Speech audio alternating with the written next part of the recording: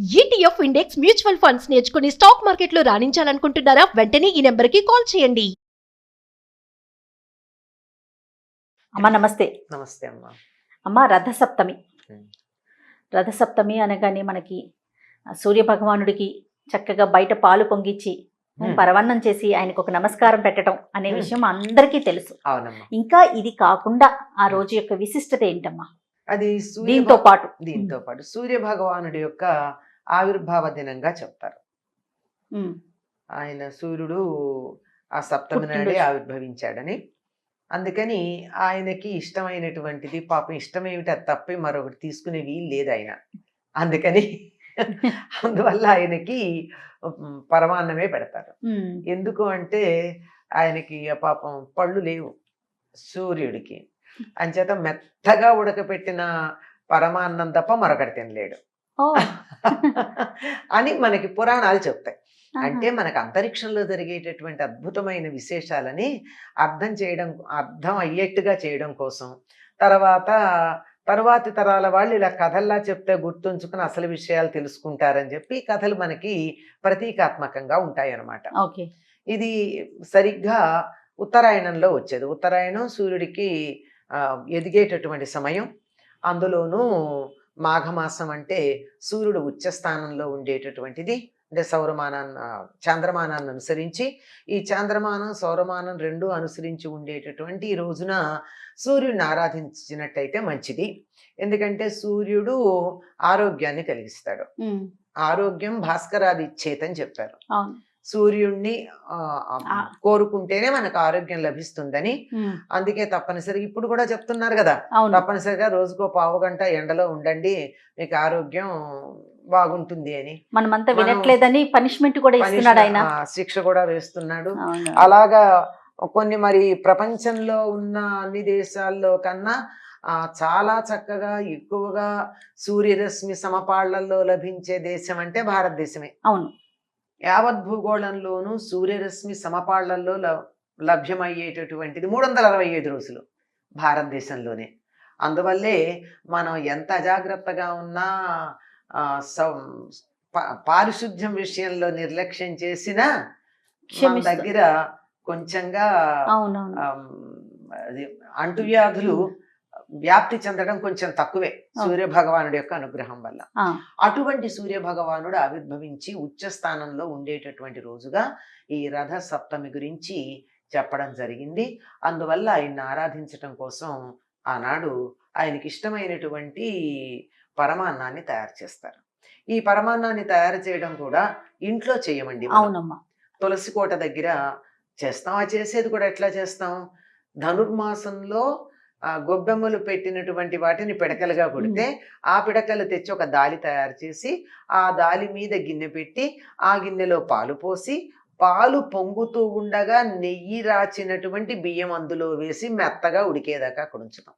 చాలా మెత్తగా ఉడకాలి. అప్పుడు దాంట్లో బెల్లం వేసి, ఆ పాలు కూడా ఏం పాలు పెడతారు, ఆవు పాలు. తప్పనిసరిగా మిగిలిన సమయాల్లో ఎట్లా ఉన్నా సప్తమికి పాలు పొంగించడానికి మాత్రం వెతికి ఆవు పాలు తెస్తారు. మళ్ళీ మీకు సందేహం రావచ్చు, ఆవు పాలే ఎందుకు అని. సూర్యుడి నుంచి వచ్చేటటువంటి హిరణ్మయమైన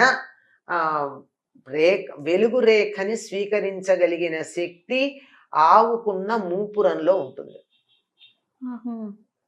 బంగారు కాంతి, బంగారు వర్ణం, సూర్య రశ్మిలో అన్ని రంగులు ఉంటాయి.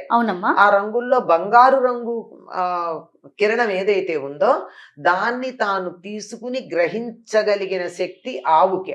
ఆవు శరీరంలో మొత్తంలో ఉండదు, అది ఒక మూపురంలో ఉంటుంది. అందుకనే మూపురం ఉన్న ఆవుల్నే మన భారతదేశంలో వాడతాం. వాటి పాలే పసుపచ్చగా ఉంటాయి, దేశీ ఆవులు అంటాం. ఆ మూపురం ఉన్నవి దాంట్లో మాత్రమే ఈ పసుపు వర్ణం ఉంటుంది. ఏమిటి ఆ పసుపు వర్ణం అంటే బంగారం. మన శరీరానికి ఎంత బంగారం కావాలో అంత బంగారం ఆవు పాలల్లో లభ్యమవుతుంది. మరి సౌరశక్తిని గ్రహించగలిగినటువంటి ఆవు పాలే మనం ఆనాడు సూర్యుడికి ఉపయోగించాల్సినటువంటి అవసరం ఉందమ్మా. అది నిజమా అంటే ఈ మధ్యకాలంలో పరిశోధనలు జరుగుతున్నాయి సూర్యకిరణాలలో నుంచి బంగారం తయారు చేసేటువంటి ప్రక్రియ గురించి. అక్కడి నుంచే వస్తుందనే కదా అదే సర్వశక్తికి మూల కారణమైందని. దానికే శమంతక అనేటటువంటి ఒక పేరు కూడా పెట్టారు. అంటే శమంతకం అంటే అప్పుడు సూర్యుడు ఇచ్చాడు బంగారం తయారు చేస్తుంది చెప్పిందే. అందుకని దీనికి దానికి చూడండి ఎన్ని రకాలైనటువంటి, మనం జాగ్రత్తగా గనక చూసినట్టయితే పరిశీలించాలి కానీ రహస్యం లేదు ఏది కూడా. అవును అర్థం కాకపోతే రహస్యం అంతే అంతే. అట్లా ఉంది. అలా చేసి దాంట్లో ఆవు పాలతో చేసినటువంటి దీనిని నివేదన చేస్తారు. దాంతో పాటుగా ఇక్కడ విశిష్టత ఏమిటంటే ఛాయా పద్మిని సమేత ఈయన్ని మనం పూజిస్తాం. ఛాయాదేవితో కూడా కూడుకుని ఉన్నటువంటి ఆ సూర్యుణ్ణి మనం అలా ఆరాధించి ఆయనకి ఏమి ఇస్తామంటే చందనం, ఎర్ర చందనం ఇస్తాం. మామూలుగా చందనం మనకి ఏముంటుంది, పసుపు రంగు, లేత తెలుపు అనుకో గట్టిగా చెప్తే. ఎంత లేత పసుపు అంటే తెలుపు అనిపించేటంతగా ఉంటుంది. అటువంటి చందనం ఉంటుంది కదా, శ్రీగంధం లేక మామూలు చందనం అంట, శ్రీ చందనం అంట. అది కాకుండా ప్రత్యేకంగా ఇది వాడతారు, రక్త చందనం. దీనికోసమే పూర్వకాలం ఏం చేసేవాళ్ళు అంటే, అమ్మాయి అత్తవారింటికి వెళ్ళేటప్పుడు బొమ్మసారి అని చెప్పి ఒక రక్త చందనం బొమ్మని ఇచ్చేవాళ్ళు. ఎర్రని కొయ్య బొమ్మ ఒకటి ఇచ్చేవాళ్ళు పూర్వం. దాని దిమ్మ ఉండేది.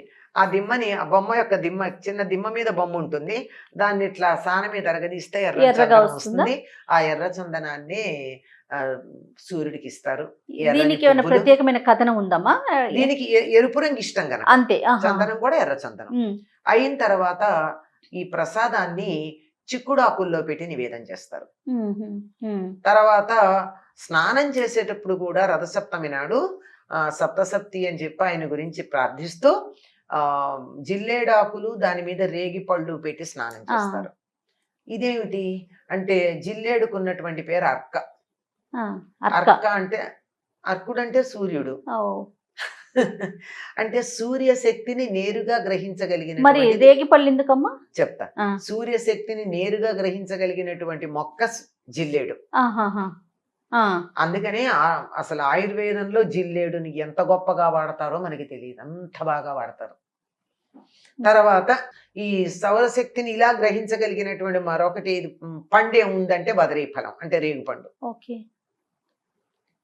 ఆ రెండింటిని ఇలా శరీరంలో 7 చోట్ల ఒక్కొక్క జిల్లేడాకు మీద రేగి పండు పెట్టి తలమించి స్నానం చేసి ఆ శక్తి మన శరీరంలోకి వెళ్ళినట్టుగా వెడుతోందని భావన చేయడం. అంటే సూర్యుడితో మనని మనం అనుసంధానం చేసుకునేటటువంటి పద్ధతి. ఇది ఆకు అయింది. తర్వాత పండు అయింది సూర్యశక్తికి.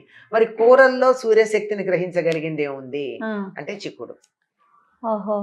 అందుకని ఆ చిక్కుడు ఆకుల్లో ఈ పరమాన్నాన్ని పెట్టి తులసికి, సూర్యుడికి నివేదన చేసి 2 అక్కడ వదిలేసి ఒకటి మాత్రం, 3 ఆకులు ఉంటాయి కదా చిక్కుడు, అందులో ఒకటి ఈ పరమాన్నంలో కలుపుకొని ప్రసాదంగా స్వీకరిస్తాం. ఇది పద్ధతి. పైగా ఈనాడు ఇంకొక పద్ధతి ఏం చెప్తారంటే, కత్తిపీట వాడకూడదు అని చెప్తారు. అందువల్ల కూరలు చేత్తో తుంపినవే వాడతాం తప్ప ఆ రోజు తరిగినటువంటి కూరలు వాడకుండా ఉండేటటువంటి పద్ధతి ఉంది. చేత్తో తుంపి వాడగలిగినవి ఏమున్నాయమ్మా? ప్రధానంగా చిక్కుడు. అంతే. అంటే ఎంత ఒక నియమం లాగా పెట్టారంటే, లేకపోతే గోరుచిక్కుడు, అంతే. అయితే చిక్కుడు లేదా గోరుచిక్కుడు, దాన్ని మాత్రమే ఆనాడు తినేటటువంటి పద్ధతి.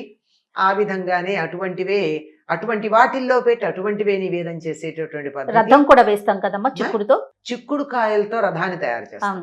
ఈ పుల్లలు గుచ్చి 2 చిక్కుడు కాయలకి ఇలా ఇటుపక్క పుల్లలు గుచ్చితే ఇలా తయారవుతుంది కదా. ఇవి 7 తయారు చేస్తాం. ఎందుకని? సూర్యుడు రథానికి 7 గుర్రాలు ఉంటాయి. అందుకని ఒకదాని మీద ఒకటి ఆల్టర్నేట్ గా, అంటే ఇటు చిక్కుడుకాయలు ఇక్కడ ఉన్నాయి అనుకోండి కిందది, పైదానికి చిక్కుడుకాయలు ఇట్లా పెడతాం. ఇట్లా పెట్టుకుంటూ 7 పెట్టి ఆ రథం మీద ఈ చిక్కుడాకులు పెట్టి ఈ చిక్కుడాకుల్లో నివేదన చేసేటటువంటి పద్ధతి ఉంది. అంటే మొత్తం అంతా కూడా ఆ రోజు గుమ్మంలో రథం ముగ్గు వేస్తాం. అంటే సూర్యుడికి సంకేతం రథం. రథంతోనే కదా ప్రాధాన్యం ఆయన తిరిగేటటువంటిది. కనుక ఇవన్నిటినీ గుర్తుపెట్టుకుని ఈ రథసప్తమి నాడు పాలు పొంగిస్తున్నాము అంటే ఇందులో ఎన్ని విశేషాలు ఉన్నాయేమో ఆరోగ్య సూత్రాలు ఉన్నాయి, సూర్యుడికి సంబంధించినవి ఏమిటో మనకి తెలిసాయి, ఆ, సూర్యశక్తిని గ్రహించగలిగినటువంటిది, సూర్యుడితో మనని మనం అనుసంధానం చేసుకున్నాం. చేసుకున్నట్టయితే ఇటు ఆరోగ్యం అటు ఆత్మకారకుడు కదా ఆయన, ఉమ్, కొంచెం ఆత్మ ప్రశ్రయం, ఆత్మ గౌరవం, ఆత్మవిశ్వాసం, నా మీద నాకు నమ్మకం, ఉమ్. ఇలాంటివన్నీ కలుగుతాయి. అందుకని అలా చేయమని చెప్పారు. తప్పకుండా అమ్మా, చాలా మంచి విషయాలు చెప్పారమ్మా. నమస్తే నమస్తే. అమ్మా.